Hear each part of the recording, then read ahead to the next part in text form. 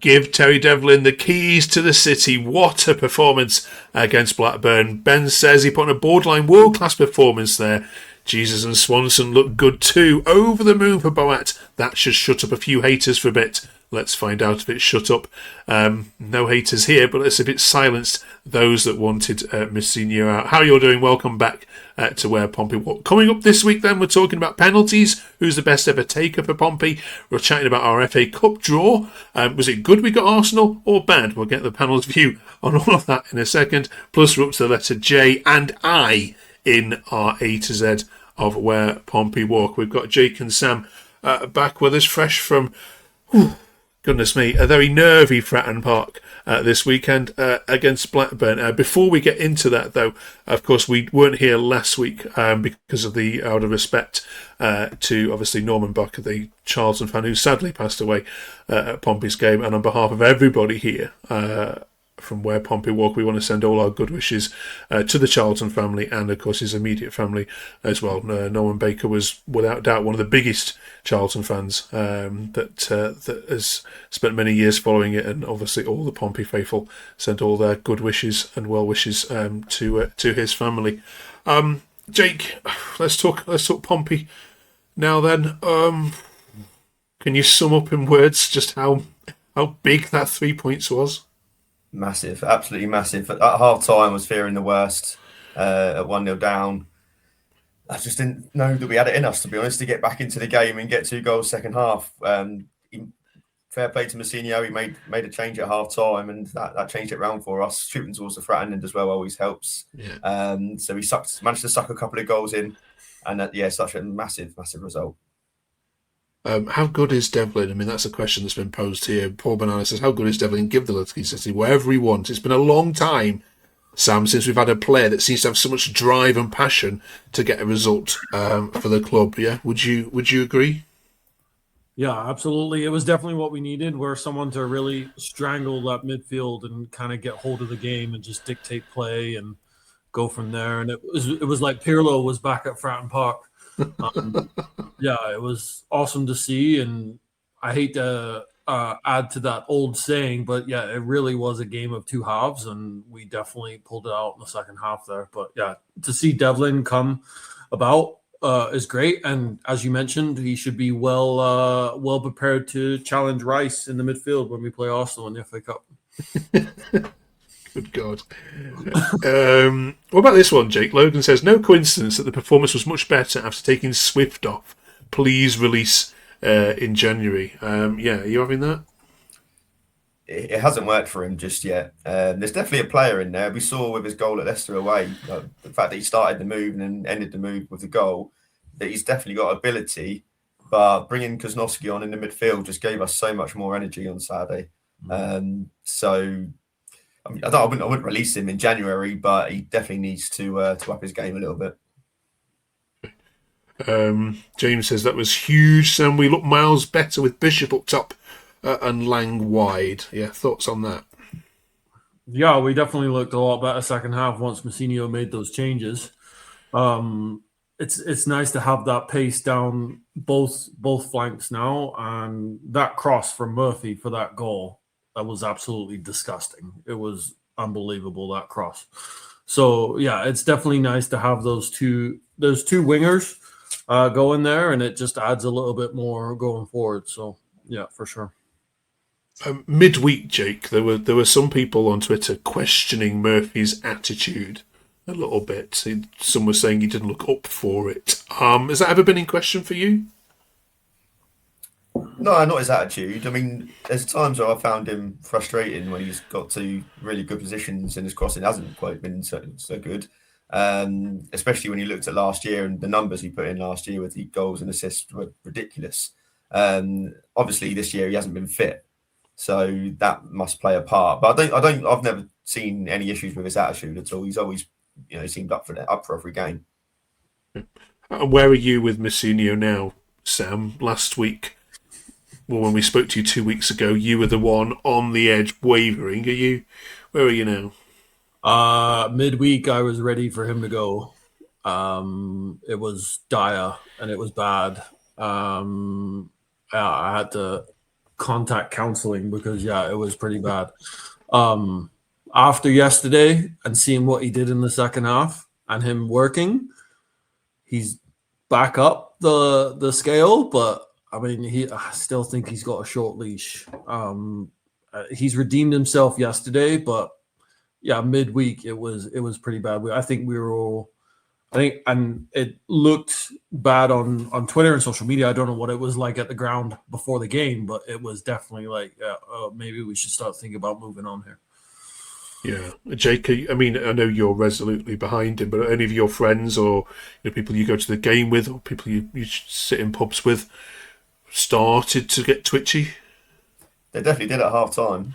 Fratton Park can be a toxic place when things aren't going well. It happened with Kenny Jackett, it happened with the Cowleys, and it started to get a little bit like that with Massinio. As Sam said, he's made the substitutions, turned it round, and he's got to take credit for that. I've always been Massinio in. I think there's other issues with the level of funding and stuff that he's got and the team that he's been given to work with. But I think he's still got some credit in the bank, as I say a couple of weeks ago, until at least get us through January. And then if results aren't improving by the end of February and it looks like we're going to be down there, maybe a change would be needed, but not till then. Stuart says, I'm chuffed to bits for him. Anybody that thinks we're better off without him can't and shouldn't, Sam, be taken seriously. 100% the right man to continue to push us forward. Well done today, John. There is a section of the fan base, Sam, isn't it? It's fair to say that look, even if we get relegated, Massinio is the man to go down with us, bring us up again. What is he? Why is he command such a love and respect from such a hardcore of the fan base? What am I missing? I think just maybe that he's just a down-to-earth guy, and he has such a good relationship, I think, with the players and with the city, and he resonates with the city well and with the team, and I think that's mainly it. For me, I think he does all right, but just tactically, I question sometimes what he does, and I just think that's a lack of experience when it comes to him. Most people like him because I assume that most people like him because they think that we can build with him. They think that a team resonates with him and he just has a better relationship with the players, I think mainly is why most of the fans like him. But I do notice with the fan base that there is one extreme where it's, we're Marcinho all the way, and there's the other extreme where we're like, we just want him out. Yeah, I was going to go on to that, Jake, because for every one that's saying that, I've also read things like, well, it just papers over the cracks. We need experience. He's a lovely guy, but we don't need a lovely guy right now. We need experience. Somebody who's been in this position before and get us out of this mess, because we are in a mess, no doubt about it. We had experience with Kenny Jackett, and it was the most boring football I've ever seen in my life. I think a lot of people like and respect Massinio because he finally got us out of League One. We were just sat there 7-8 years. I can't even remember how long it was, but it seemed like forever. I think that's another reason why he's got so much credit in the bank. And as Sam said, he seems to just get the city and he seems to get the club and the fans, whereas other managers in the past haven't done. So I think we've got to just stick with him. I don't even know who would be available to come in that's kept the Championship club up. And especially if I don't get the January transfer window, I just can't see it working. So I think stick with him to the end of the season and see what happens. Hope for the best. Yeah. Since we last spoke, I mean, do you both worry that Norwich, I mean, obviously Sheffield United have massively improved. They were never going to stay there for long. Norwich have improved as well. So really that bottom four now becomes a battle between yourselves, Oxford and probably Blackburn, if we're honest, Sam, aren't we? Yeah, I think Jake said it a couple of weeks ago when those teams were down there. It's like we knew that they weren't going to stay down there for very long. So I think what we have to do now is we have to start winning and start sucking those other teams in with us and start battling those other teams that are around us there, because we know that those other teams are going to spend in January. I think Norwich are definitely going to spend in January to make sure that they stay up. So we just have to start drawing in those other teams when we're playing against them and picking up wins and results whenever we can. Okay. Right then. First of all, thank you for all the comments we've had on this channel as well. Massively appreciate all the love you give us. There's great Pompey content across the internet, of course, but this is 20 minutes if you can squeeze it in every single week, reviewing the games and the best and the worst of social media. Jake, the FA Cup draw was made since we last had a chat. Where do you stand on this? I've seen such a mixed reaction from Pompey fans. What's your take on it? I mean, it's great for the club. Obviously, it's going to be a sellout. It's going to be on telly. It does worry me. You look at Arsenal's quality. We've been so bad on set pieces this season and defending set pieces, and they seem to score every time they get one.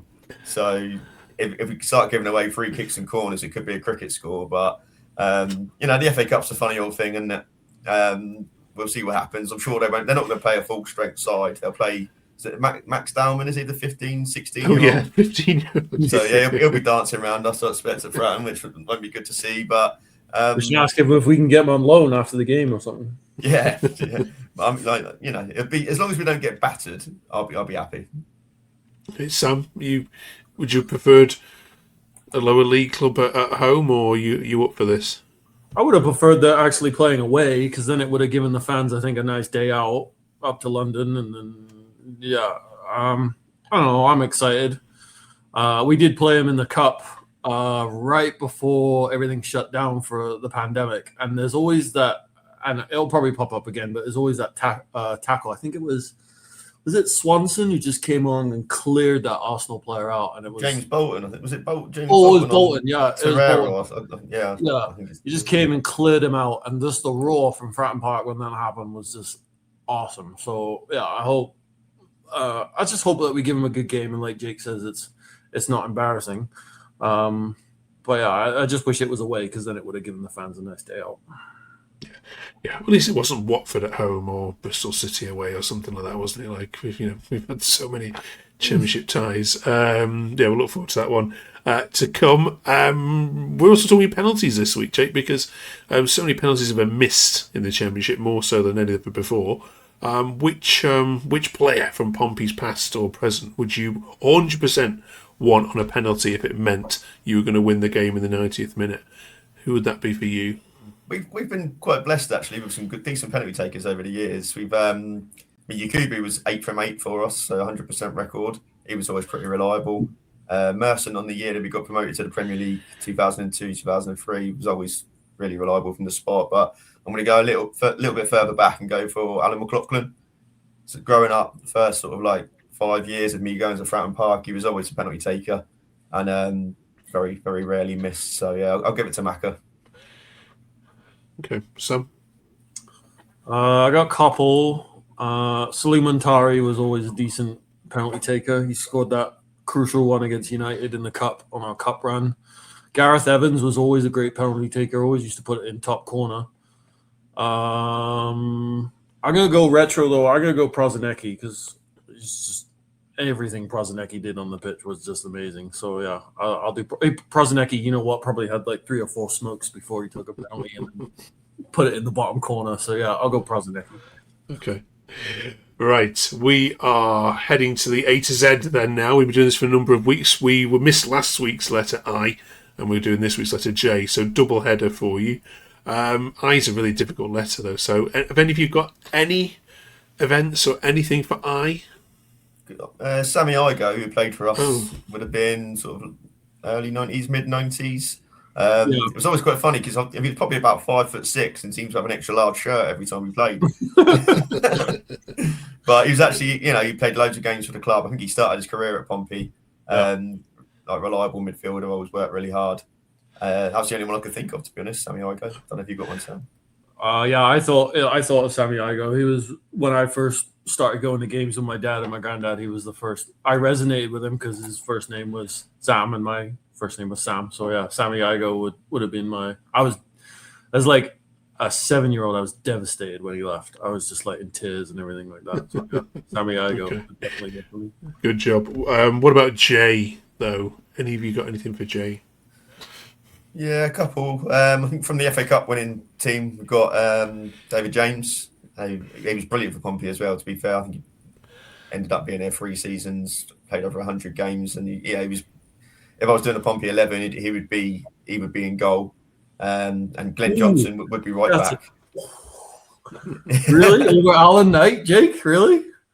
Yeah, I think he was a bit. But Alan Knight's a local legend, but yeah, I think James was a bit better than him. That's controversial, right there. I don't know about that. But okay. I'll put Knight on the bench. But yeah, Glenn Johnson was another one. I think there's a game against. I'm pretty sure it was against Hull. I might be wrong, but he scored a left foot volley. It was an unbelievable strike. So Glenn Johnson would be a shout. And the only other one I was going to say about was not a player, but a fan, John Jenkins.